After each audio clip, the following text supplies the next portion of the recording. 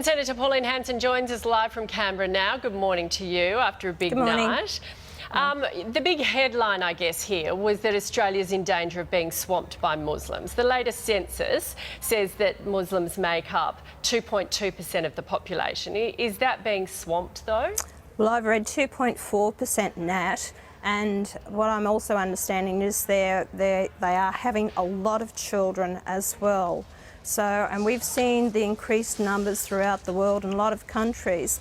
And if you see, if you go back to Lebanon, now I have a lot of people, Lebanese Christians, that have come up to me in the street and said, Pauline, you are so right. We lost our country in Lebanon and now it's fallen to the Muslims. And that's why they came out here for a new way of life, to get away from it, because they knew it was incompatible. And that's just not one country, Manat. There's a lot of countries around the world who are feeling the impact of Islam in their countries, and they feel it's destroyed it. Pauline, look, I agree with a lot of what you say. Look, I would help drive migrants back to the airport with you if they didn't respect this country and our culture. It's a privilege to be allowed to come here. Where it upsets me is you package it up in such a hateful, divisive way that affects so many other lives that I don't think you really care about or understand.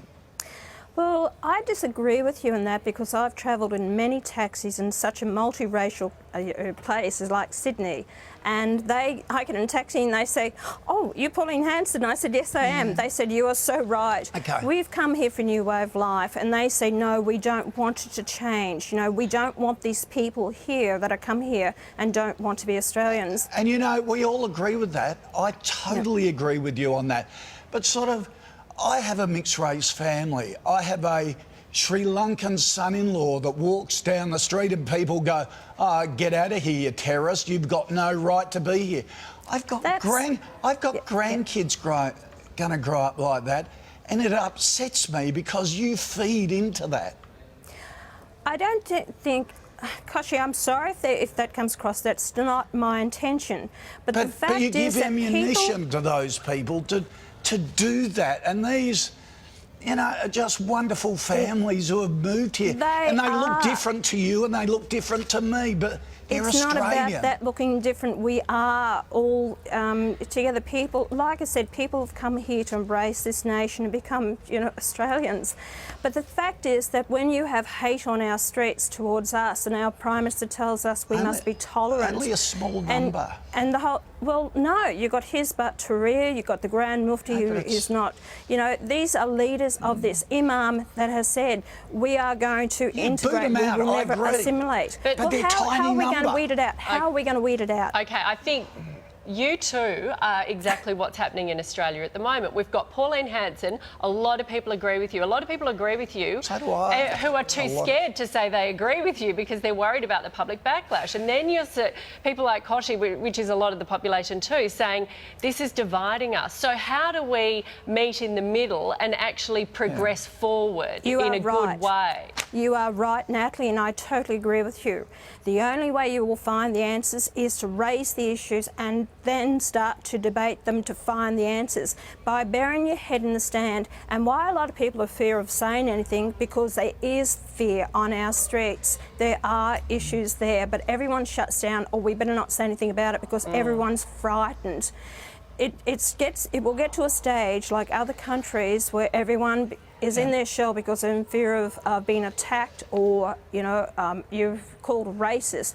Do you think the Greens' performance last night was the right thing to do? No, but if you honed in on the bad eggs rather than be so general, it's I suppose it's like saying, look, a lot of priests have been convicted of child abuse and paedophilia. Let's close down Christian churches. Well, that's a stupid thing to say.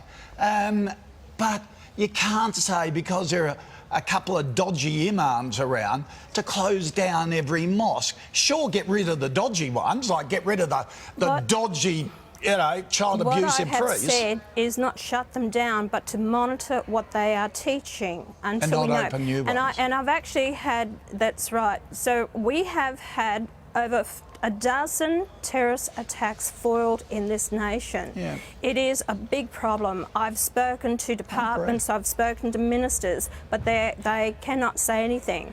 And the thing is, yes, I may be the one that's out saying these things because I know we need to discuss it, we need to debate it. Yep. Yeah. And as John... I agree with you. I had a Muslim woman come up to me at the airport and she said, Pauline, you know, I'd like to talk to you just with the scarf over that. Right. And I said, by all means, I would love to sit down and talk with you about this. Yeah. I have no problems with that. But see, that's what we want to hear from you, that the good people you talk to are there and are good citizens in a dumb world. And I think they want to break the shackles. Yeah. They don't want to be tied with this radicalisation, but they have to also come out of the woodwork and show support and condemn it themselves. Howard said last night, do not demonise Pauline Hanson, do not demonise her supporters, because that's a mistake that was made 20 years ago. We need to actually talk about it. Thank you, Pauline. Thanks, guys. Good luck.